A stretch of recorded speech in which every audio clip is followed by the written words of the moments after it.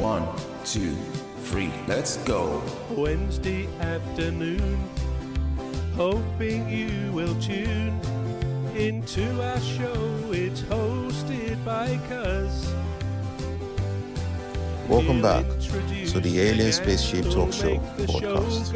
And in case you're just joining us, you're listening to the Alien Spaceship Talkshow podcast with Emmy Hikins and Trevor Gear. And my brother, Trevor. I didn't share it. I thought, go on, let's hear it. And he said his wife actually, he had a fight with his wife, and his wife chucked him out. Chucked him out of the house, and she took everything, and he just got really depressed that he couldn't even turn up for work, and so he got fired at work, and that's how he couldn't pay his way through in life. Obviously, he couldn't go back to the house where he lived with his partner, and so that's how he ended up on the street. And I thought, wow, there's something I've never heard before. Maybe perhaps a few of us have never heard the story like that before. And I thought, so how long do you think you're going to be homeless? This is what the interviewer then asked. He said, well, I've been to various places to ask for help, because the next thing that comes into your head as a human is, what are you doing about it? What are you doing about it? Do something about it. Get yourself out of that situation. But it's not that easy, is it? It's not that easy. Yeah. If you're in a dark place, it depends on how long it takes you to realize that you got to do something about it. Sometimes you could be there for a year, and people are wondering why you're there. It's because something in your mechanism hasn't kicked in. Something is obviously not destroyed it, but maybe incapacitated it for a while. And as such, you can't move forward. You're just stuck in that. And that's why when people get depressed, they're in that depressed state.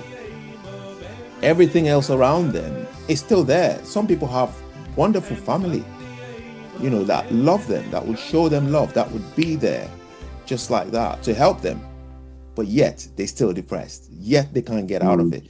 Some have wonderful family members like a husband and children, and they still can't get out of it. So it's not that easy, is it? Once you get into that stage, of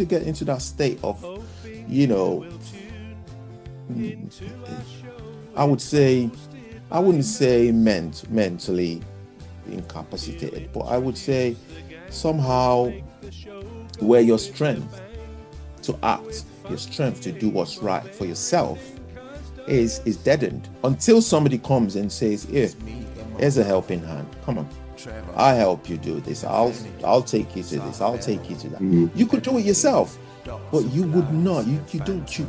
Well, I wouldn't say you don't choose to do it, but you can't do it. You can't. It's very strange, the human mind, how it works, until it's like something snaps in your brain and tells you it's time to wake up. It's time to do something. It's time. You can't remain here. That's when you start moving. So would I give money to homeless people? I would weigh up. I have done in the past. And there are the ones that I would roll up the window just to avoid, because I look at them and I think, well, if I give you my money, it's going to sponsor some dealers' lifestyle, lavish lifestyle. Let's put it that way. And so I think, well, in as much as I would love to help you, I have, I kind of know where that money is going. But there are ones that I've helped. There was a guy that I saw. It was stood outside the local Tesco's. And he just looked a bit clean. It didn't look haggard. He just looked a bit clean.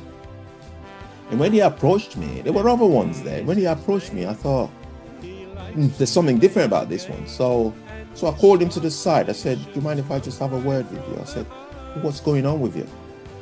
And he said, well, it's a very, I just find myself in it. I said, have you got any skills? Have you tried to look for work? And he said, I said, all right. I said, yeah, I'll help you. Give me your telephone number. And he said, oh, I don't have a phone. And I thought, I sort of gathered there's a kind of scam going on in his head. You don't have a phone number. You collect money every day. You don't look the type. I'm not being stereotypical, but there's a type, isn't it? You don't look the type. You stand here. So anyway, I said, all right, come with me to the car for a minute. So I gave him some money that I had in the car.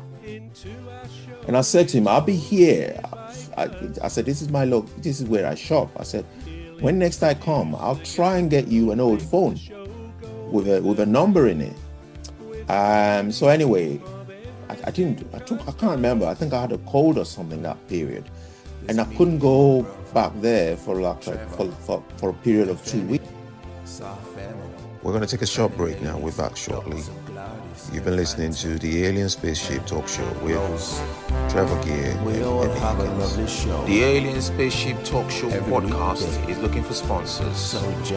If you're a company out there looking to spread the word about the products and services you provide, please get in touch with Deepstuff Radio Podcast on info@deepstuffrecords.com, or to use the contact form on our website to contact us. Please visit radio.deepstuffrecords.com. Also, if you're looking to get involved on the Alien Spaceship Talk Show podcast, reach out via our Deepstuff Radio Facebook page. Thank you.